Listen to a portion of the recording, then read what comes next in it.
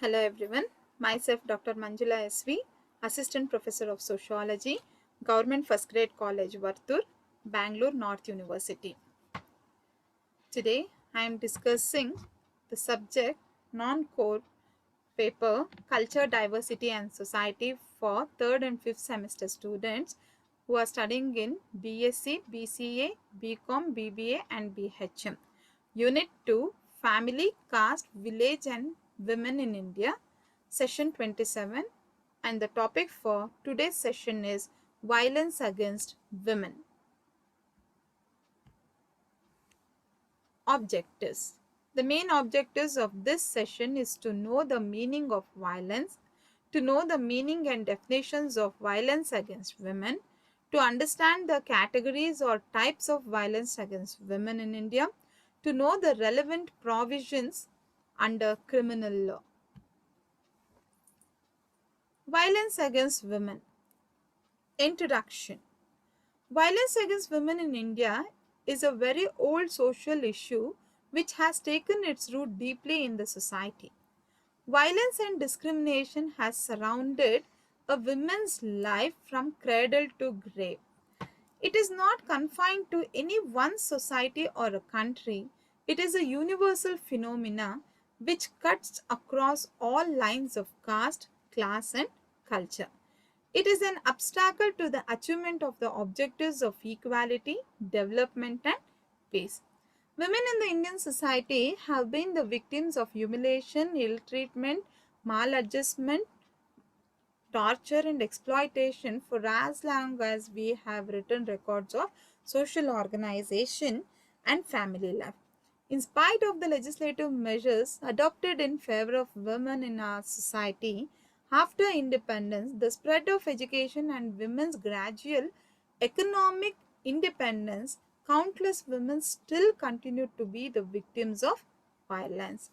Violence can be in the form of rape, sexual harassment, acid attacks, wife battering, insult to modesty, persecution for dowry, dowry deaths, female feticide, eve teasing, abduction, torture, both mental and physical, kidnapping, molestation, murder, trafficking, honor killing, etc. The latest statistics as released by the National Crime Record Bureau NCRB shows that nationwide crimes against women in our country has increased by 7.1% since 2010. Definitions. In general, violence can be defined as behavior involving physical force intended to hurt, damage, or kill someone or something. ಅಹಿಂಸೆ ಎಂದರೇನು? ಹಿಂಸೆ ಎಂದರೇನು? Behavior involving physical force intended to hurt, damage or kill someone or something. ಯಾವುದಾದರೂ ಭೌತಿಕವಾದಂತಹ ಅಂಶದಿಂದ ಉಂಟಾಗುವಂತಹ ಗಾಯ, ಹಾನಿ ಅಥವಾ ಜೀವಹಾನಿಯನ್ನು ನಾವು ಹಿಂಸೆ ಎಂದು ಕರೆಯಬಹುದು. Ram Ahuja defines violence as a behavior in which a more powerful person takes advantage of and abuses the less powerful one. Here we can see that violence is not only the physical force. Here a powerful person takes advantages and abuses the less powerful one. ರಾಮಾನುಜರ್ ಅವರು ಹೇಳುವ ಪ್ರಕಾರ ಅತ್ಯಂತ ಬಲಶಾಲಿಯಾದಂಥ ವ್ಯಕ್ತಿ ತನಗಿಂತ ಕಡಿಮೆ ಅಂತಸ್ತನ್ನ ಅಥವಾ ಕಡಿಮೆ ಬಲ ಇರುವಂಥ ವ್ಯಕ್ತಿಯನ್ನ ನಿಂದಿಸುವುದು ಅಂತ ತಿಳಿಸ್ತಾರೆ. ಗೆಲ್ಸ್ and straws in 1979 defined violence as any act carried out with the intention of or perceived intention of causing physical pain or injury to another person. ಗೆಲ್ಸ್ ಮತ್ತು ಸ್ಟ್ರಾಸ್ ಅವರು ಹೇಳುವ ಪ್ರಕಾರ ಯಾವುದೇ ರೀತಿಯಾಗಿರುವಂತಹ ದೈಹಿಕ ಹಲ್ಲೆ, ದೈಹಿಕ ನೋವು ಒಬ್ಬ ವ್ಯಕ್ತಿಯಿಂದ ಇನ್ನೊಬ್ಬ ವ್ಯಕ್ತಿಗೆ ಆಗುವಂಥದ್ದನ್ನು ನಾವಿಲ್ಲಿ ಹಿಂಸೆ ಅಂತ ಪರಿಗಣಿಸಬಹುದು. According to the World Report on Violence and Health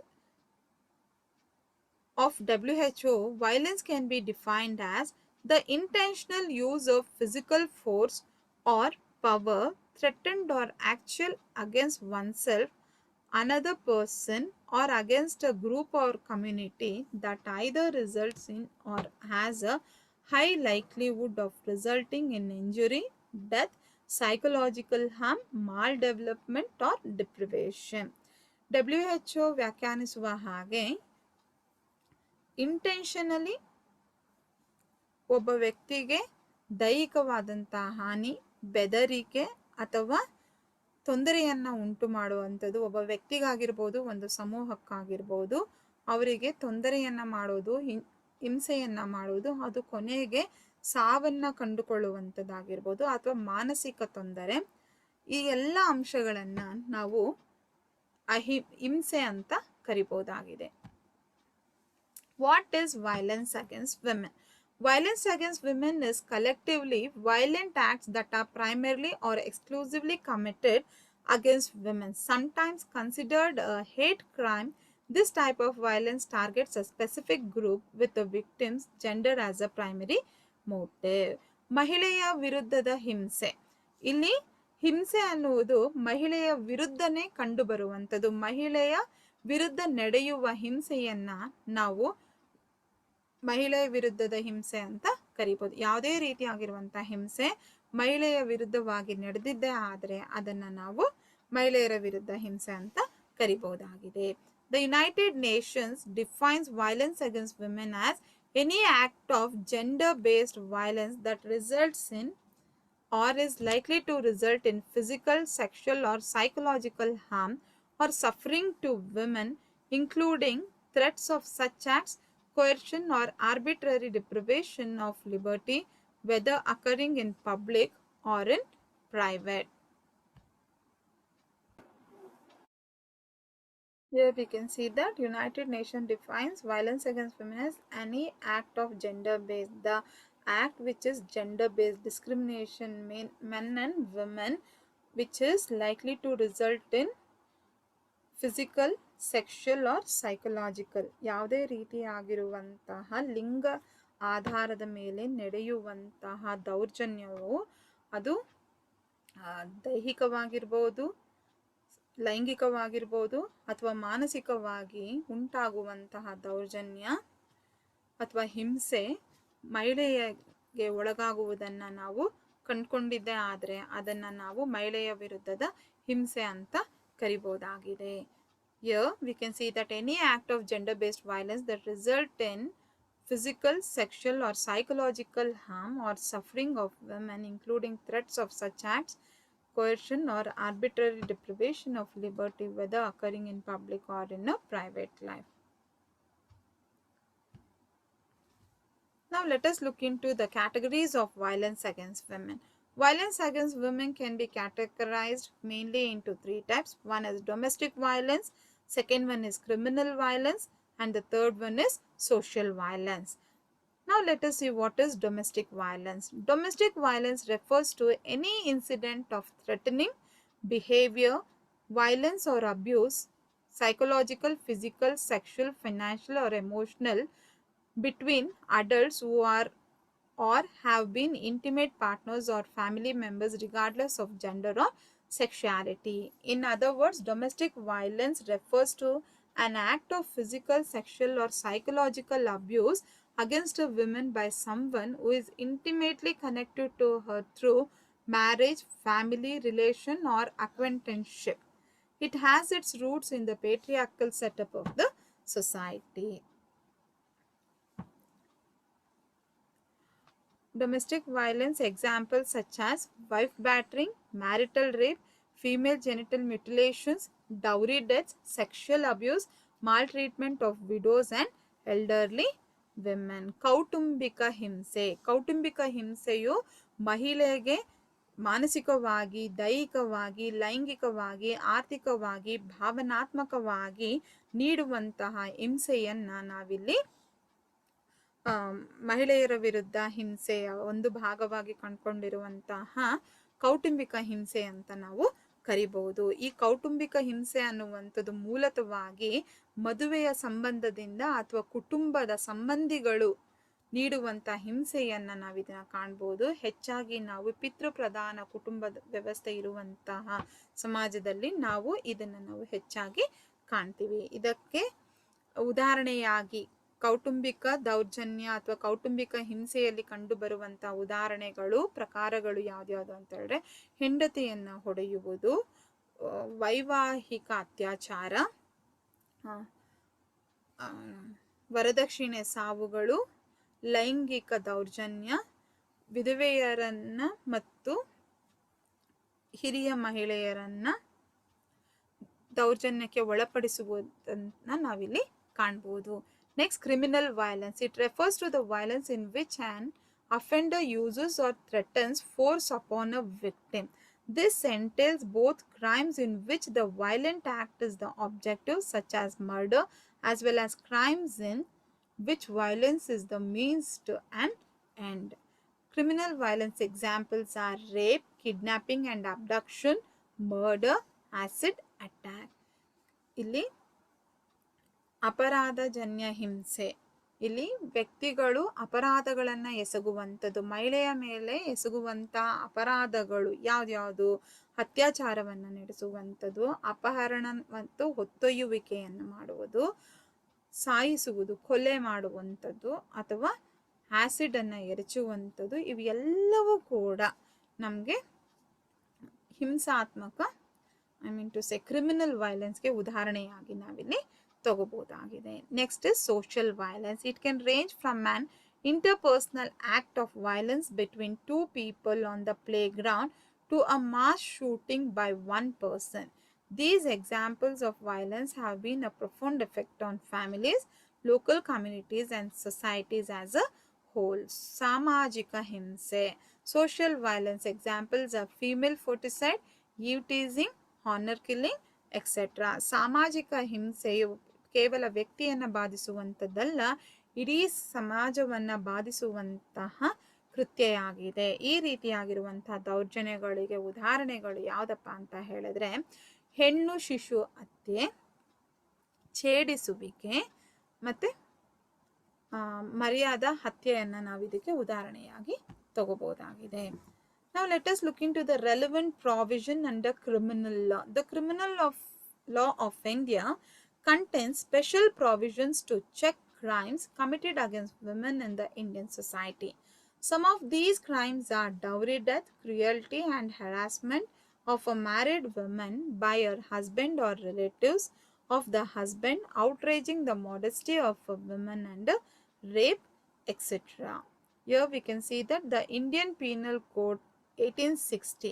Following are some of the important provisions under the IPC section 1860 to protect women from crimes against them. Dowry death, section 304B and section 306 make provision under IPC code. Intention to outrage the modesty of women, section 354. Kidnapping, abducting or including women to compel her marriage, section 366. Procuration of minor girls, section 366 clause A. Importation of girl from foreign country, section 366 bar B. Rape, section 375 to 376. Cruelty and harassment, section 498A. To insult the modesty of a woman, section 509. Disclosure of identity of the victim of certain offences, etc. section 228A. Other legislative measures. The Parliament of India has been passed the laws from time to time to prevent crimes in Indian society. The following are some of the important enactments pertaining to the crimes against women. The Immoral Traffic Act of 1956. This supports the kidnapping and abduction of a woman or a girl child. The Dowry Prohibition Act of 1961. The Medical Termination of Pregnancy Act of 1971. The Indecent Representation of Women Prohibition Act of 1986. The Commission of Sati Prevention Act of 1987, the National Commission for Women Act 1990, the Preconception and Prenatal Diagnostic Techniques Prohibition of Sex Selection Act 1994, the Protection of Women from Domestic Violence Act 2005. These are the legislative measures which are important enactments pertaining to the crimes against women. Now let us see the measures to improve the status of women. Women constitute half power of the country. So in order to make the country a fully powerful country, women empowerment is very necessary. The most famous saying said by Pandit Jawaharlal Nehru is, to awaken the people, it is the women who must be awakened. Once she is on the move, the family moves, the village moves, the nation moves. The India to empower the women first, it needs to kill all the demons killing women's rights and values in the society, such as dowry system, illiteracy, sexual harassment, inequality, female infanticide, domestic violence against women, rape, prostitution, illegal trafficking and other issues. Here, Pandit Nehru says that if the woman is awakened, the whole family gets awakened, the village will be empowered, the nation will be empowered, and we can see the progress in the family, village and the nation. So, it is a need to empower women. So, in empowering women, first we have to kill the obstacles or kill the demons who are snatching the women's rights and values in the society, such as we have to kill the demons. They are such as dowries, acid attacks, rape, etc. Now, to improve the status of women and women's development, various movements, programs are being carried out by the government, voluntary organization and by lot of social activities. They are as follows. Legislative measures. The government has undertaken legislative measures to ensure equal rights and opportunities for women and also to provide justice for women. They are the Hindu Marriage Act of 1955, the Hindu Succession Act of 1956, the Hindu Adoption and Maintenance Act of 1956, the Suppression of Immoral Traffic of Women and Girls Act 1956, the Dowry Prohibition Act of 1961, Medical Termination of Pregnancy Act 1971, the Equal Enumeration Act of 1976, the Factories Amendment Act of 1976, the Family Court Act of 1984, the Muslim Women's Protection of Rights on Divorce Act 1986. These are the legislative measures which are undertaken by government to ensure equal rights and opportunities for women in order to provide justice for them. Legal assistance to assure justice to women. The government has established a special cell attached to Labour Department in 1976 with a view to provide due assistance to women in distress. The responsibility of this cell is to entrust it to the Commissioner of Police to assist judiciary in its task of ensuring judicial protection to women. Social vigilance groups are established. Family courts established according to the Family Court Act of 1984 are giving legal protection to women. The Social Welfare Department has established Women's Bureau in order to look into the problems of women and to find solution for the same. Education. Education develops the skills, imparts knowledge, changes the attitude and improves the self-confidence. It provides employment opportunity and increases income. Hence, educating women is the prime factor to combat gender discrimination and for the upliftment of women.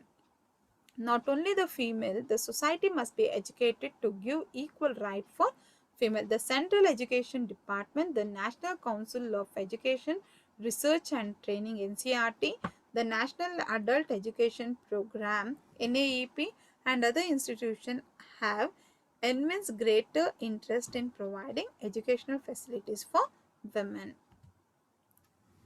Employment. Employment gives the income and improves the economic position of a woman. Employed women are given importance by the family members. Employment gives economic independence for women. Economic independence. In India, mostly women in the young age depends on her father, middle age depends on her husband, older age on her sons. Women always depends on somebody for their livelihood. Hence, independent in economical aspects are imperative for women's development. Economic independence will free her from the slavery position and boost her with self-confidence. Economic independence of women also helps in the national economic development. Empowerment. Empowering women with the help of laws, education and employment will make the society to accept the women as an equal gender like male. Female also has all the potential, and empowering women will help to use her full capability and mitigation the economic dependency of women. Self-confidence. Due to prolonged suppressment, Indian women are especially uneducated and unemployed. Women hasn't had the self-confidence. Women need self-confidence to fight against all the atrocities against her and to live self-esteemed life. Decision making. Even in the family as well as in the society, the decision making power of women is denied. Mostly, males make the important decision in the family and in the society. This makes women as voiceless and destroys her self-confidence, and she feels less important in the family as well as in the society. So, to end gender discrimination, women must empower with decision-making power. Thus, a nation or a society without the participation of women cannot achieve development. If we eliminate gender discrimination, women will deliver all the potential skills, knowledge to develop the family, the nation and the whole world. So thank you. Thank you one and all. These are the references.